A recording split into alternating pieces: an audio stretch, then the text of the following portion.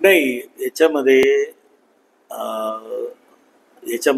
निश्चितपणानं गेल्या 45 वर्षामध्येचा इतिहास जर पाहिला तर स्वर्गीय सुंदरराव सोळंके साहेबानंतर या बीड जिल्ह्यातल्या मराठा समाजाच्या कोणालाही कॅबिनेट मंत्री किंवा बीड जिल्ह्याचं पालकमंत्रीपद हे दिलं गेलेलं नाही, ही वस्तुस्थिती आहे.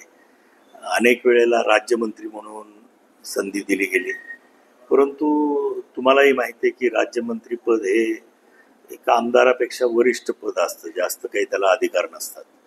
त्या पदापर्यंत मर्यादित मराठा समाजाचा विचार झालेला आहे आणि निश्चितपणानं या सर्व विचारसरणीच्या राजकारणामध्ये आणि पक्षाच्या धोरणामध्ये मराठा समाज डावलला गेला बीड जिल्ह्यात, ही वस्तुस्थिती आहे. मात्र हे सगळं होत असताना आता गेल्या अनेक वर्षापासून तुम्ही पवारसाहेबांसोबत काम केलं, आता अजितदादासोबत देखील काम करताय. आता हे काम करत असताना हे जे शल्य आहे त्यांना बोलून दाखवलं होतं का, त्यावर त्यांचं उत्तर काय होतं? नाही, पहा, प्रत्येक जण आता नेतृत्वाकडे बोलणार नाही तर कोणाकडे बोलणार? जे काही वस्तुस्थिती आहे, पार्श्वभूमी आहे, कशा पद्धतीनं न्याय मिळायला पाहिजे, याच्या बाबतीत अनेक वेळेला आम्ही पक्षश्रेष्ठी पुढे आमची बाजू मांडलेली आहे. त्याच्यामुळं ती मांडलीच नाही असं कसं होईल? मांडली जाते, परंतु कुठंतरी तेव्हा ते जेव्हा संधी देण्याचा विचार करतात तेव्हा ते नेहमी प्राधान्य दुसऱ्या म्हणजे ओबीसीना किंवा मागासवर्गीयांना ते देतात, असा माझा अनुभव आहे. मात्र राष्ट्रवादीनं बघितलं होतं, धनंजय मुंडे कृषी घोटाळ्याचा आरोप होता, त्या न्यायालयाने क्लीन चिट केली. संतोष देशमुख हत्या प्रकरणामध्ये फोटो वगैरे पुढे आले, त्यानंतर राजीनामा झालेला होता. न्यायालयीन चौकशी सुरू आहे असं अजितदादांनी देखील म्हटलं होतं.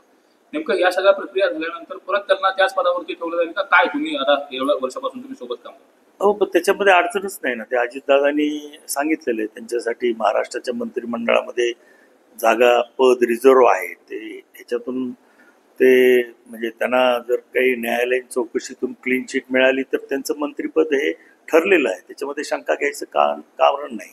आणि जिल्ह्यातल्या कोणाला तरी मंत्रिपद मिळते, माझ्या पक्षातल्या मिळते. आजपर्यंत त्यांचे आणि माझे अतिशय चांगले संबंध राहिलेले आहेत आणि एक ज्येष्ठ म्हणून त्यांना जर संधी मिळाली तर मला सुद्धा आनंद आहे. त्यांना आणखीन मोठी संधी मिळावी, महाराष्ट्राचं नेतृत्व करण्याची संधी मिळावी, अशा माझ्या त्यांना शुभेच्छा आहे. मात्र तुम्ही अनुभवी आहात, तुमच्या बाबतीत तसा का विचार केला जात नाही? दुसरा त्याला जोडून प्रश्न की हे सगळं होत असताना असे राष्ट्रवादीमध्ये लायबल माणसं नाहीत का की जे मंत्रिपद दुसरे? नाही, आता हे बघा, हा प्रश्न काही माझं मी याचं उत्तर देऊ शकत नाही. हा प्रश्न पक्षाच्या नेतृत्वाला विचारला पाहिजे, तेच याचं समर्पक उत्तर देऊ शकतील असं मला वाटतं. दादा, आपण निवडणुकीच्या आधी राजकीय रिटायरमेंट घेणार होतो, तरी पण तुम्ही मैदानात उतरले. त्या आधारित सुद्धा पक्षाने तुम्हाला मंत्री करावं अपेक्षा नाही, तसं नाही. ते मला मंत्रिपद करावं म्हणून मी निवडणुकीच्या रिंगणात आलेलो नाही, परंतु परिस्थितीचा विचार करून ही सीट राष्ट्रवादीला मिळावी, एक आमदार राष्ट्रवादी पक्षाचा वाढावा म्हणून ऐन वेळेस म्हणजे मी निर्णय तो घेतला. आणि आपण पाहिले निवडणुकीच्या निकालावरून की अतिशय थोड्या मताच्या फरकाने मी विजयी झालो आणि मला वाटतं की मी घेतलेला निर्णय योग्य होता. पण मंत्रिमंडळातले काही वाचार मंत्री बघतो, कृषी मंत्री असतील, त्याचबरोबर अनेक जण असं बोलतात की शेतकऱ्याच्या संवेदनशील विषय असताना देखील वेगळं वक्तव्य केलं जातं. त्यांना काय सुनावण्याचा अनेक वर्षाचा तुमचा अनुभव आहे? तेव्हा माणिकराव कोकाटे हे माझे गेल्या 30-35 वर्षापासून जवळचे मित्र आहेत. स्पष्ट वक्तेपणा आहे त्यांच्यामध्ये. कोणाला हे आपली मतं म्हणजे कोणाची भीड न बाळगता प्रांजळपणे व्यक्त करणं हा त्यांचा स्वभाव आहे. परंतु म्हणजे त्यांना शेतकऱ्याबद्दल काही वाटत नाही असं म्हणणं चुकीचं आहे. ते हाडाचे शेतकरी आहेत. दुर्दैवानं महाराष्ट्रातील शेतकऱ्याच्या समस्या ह्या अतिशय वेगळ्या आहेत. तुम्हाला माहिती आहे की मागच्या 12 वर्षापासून 13 वर्षापासून सोयाबीनचा भाव स्थिर आहे, कापसाचा भाव स्थिर आहे. आता याला जास्त बाजारभाव देण्याचं काम केंद्र सरकारने, राज्य सरकारने, किंवा जर बाजारभाव देता आला नाही तर उत्पादन खर्चावर आधारित सबसिडी देण्याचं काम सरकारने करावं, तरच ही परिस्थिती सुधारणार आहे.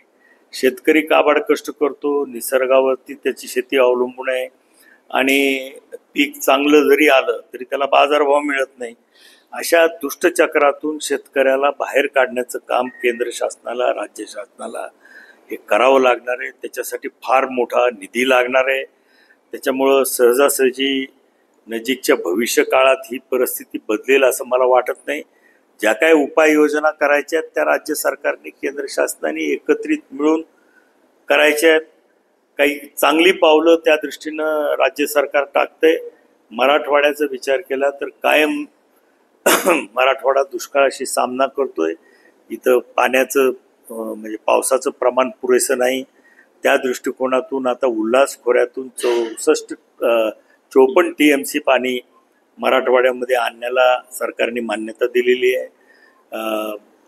इतरही काही मार्गातून मग ते कृष्णा खोऱ्यातून अधिकचं 30 TMC पाणी मराठवाड्याला देण्याबाबतही देवेंद्र फडणवीस साहेबांनी पुढाकार घेतलेला आहे. आणि मग हे पाणी उपलब्ध झाल्यानंतर काही प्रमाणामध्ये निश्चितच मराठवाड्यातला जे काही कोरडवाहू शेतकरी आज संकटाशी सामना करतोय त्याला पाण्याची उपलब्धता जर झाली तर त्याचं जीवन निश्चितपणानं सुखी होणार आहे. मात्र